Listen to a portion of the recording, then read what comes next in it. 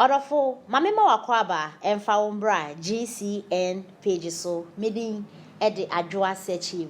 Mesrel, subscribe to my channel, faunsa mi abel on so, ube ya notification, and seme kosu wa men mubia ubenye biati, anase ubenye biashre ewo GCN page ha.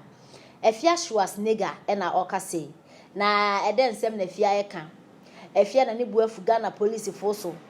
Atitina dwen akeka na dwen dia Ghana police for se bi Ghana police for no won uniform na so mo no omo ama na aye useless enumonyam bie ni atare ni mu because se bi onsem hunkwa no mu di na adofie ni se Afia Schawar nigga eye ni pe bia nsem e coach ba brema wo man mu nyina ekoso obeka bi de ye e da de anya no na betum na Afia e kire se oye Ghana ni no te Ghana ha na enia man koye de onhwe na enia man nya basasa ensem e koso anya bi ode na betum na Afia Schawar nigga na okase de enti a wa se na egu Ghana police force se Afia Schawar nigga e chesa branch bia na maame na ne papa yi na ewu e na oye na doye okoto moto ama no na police fo ba no mbe bisa branch ne se ne license wa hia e ne police fo yi omo bisa ya omo anya nmuai bibia Afia branch no kwa mo agi moto na etwi na Afia Schawar nigga e chesa Ghana for police de ne ha mo.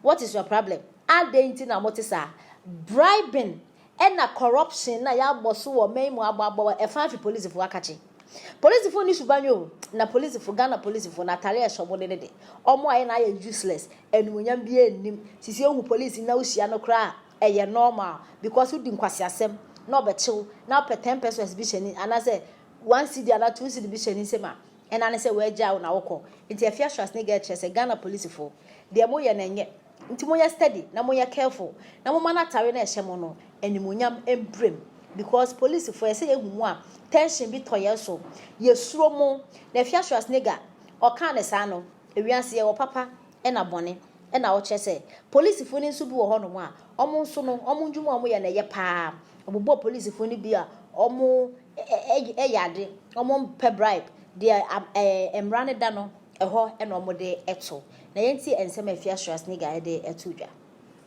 dan kwasi asem no anapa we me ko adwuma na esan de si no ntimi pese me tu Ghana police fo boy bia me ne ko asori o ma me ne o papa ewu e ba asem mbo ano ntimi de ne ko royal motors ko to moto ma no ye gina ni mo na police ni abeche akola no o ma ne 20 cities we nya ama no na police ni o she uniform a ring sai ye friend chei e de akola na ko sika na shi police station na moto mu no see any road wedding no di chini e ko wi ase na kaneshi police for pamacho hwe police for ye police for bi to say nes dakwa ye police for bi to say Professor Yankson a omo ma animonyam epa Ghana police uniform police ni hu divia no demike de akire enkwase ade na mo hye uniform amode ye chei wo hye uniform wanu monsa police for said the police is bigger than the way you reduce the uniform.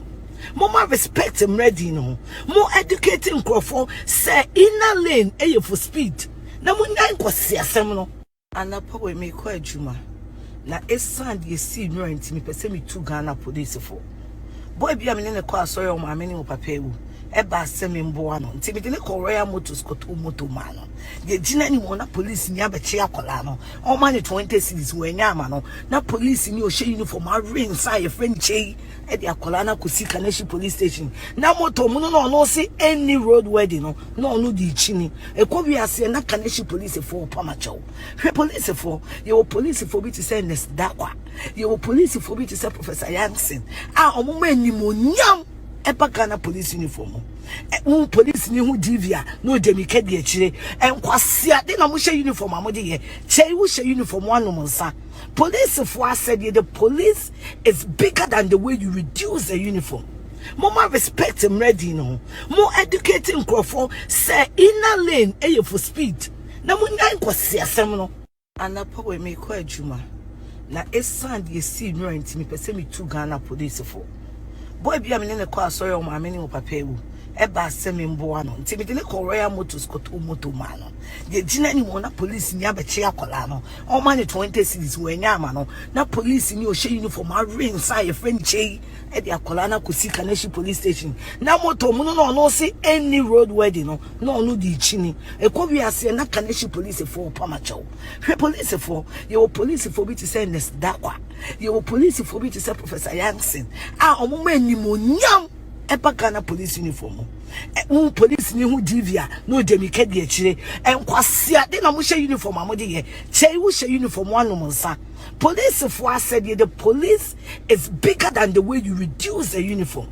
More respect him ready no more educating crofo say inner lane for speed na mo nyan kwasia sem no anapa we me ko adwuma na esan de si no ntimi pese me tu Ghana police for boy bia me ne kwa sorry o ma me ne papa ewu eba semi mboa no nti me de ko royal motors ko to moto ma no ye gina ni mo na police ni abeche akola no o ma ne 20 cities we nya ama no na police ni o she uniform a ring say friend chei e de akola na kosi Kaneshi police station na moto mu no see any road wedding no di chini e ko wi ase na Kaneshi police for pamacho hwe police for ye police for bi eni onyam ndadi se mo de na adwene odem amu no be ya adwuma sebe some of you mu wonyansa chen sami jamfi enso sami jamfi be ba be ka asema kire no wagye di na no mo na wo de be ya adwuma enkosi da ben mo be kokot afi mo wen guase eko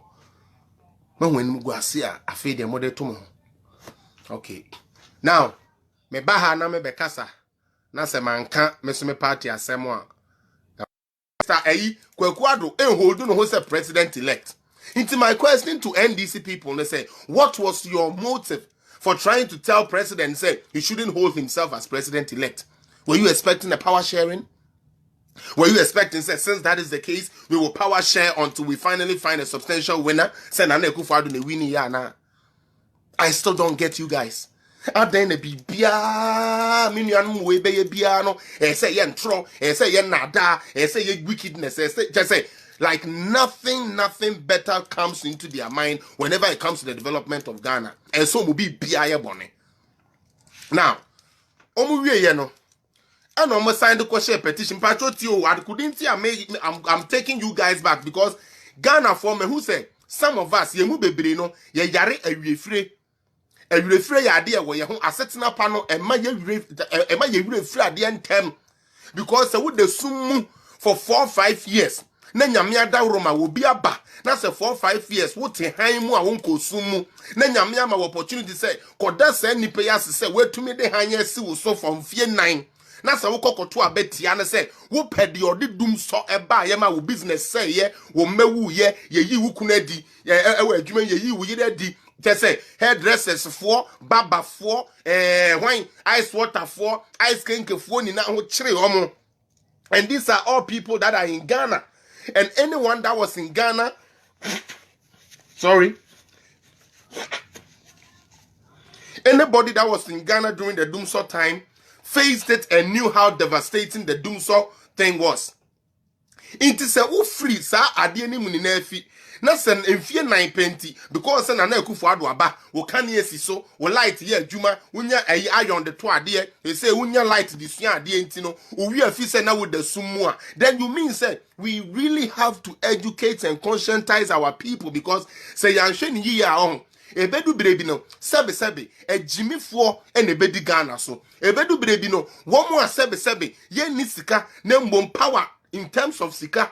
Sorry, omunim nyansa omudibu my name in terms of sika no mo scan womo e na bebedi o mine so sika so sebe endi mine so sika yemfe mbu mine in terms of say so we sikania and no doesn't make you a good government or a good president or a good leader. You might have money and still be a bad management of money. We've seen so many people I know muska, but they sound some bad managers into no musika na ntumi anya they and survival omo form. We see this day in day out.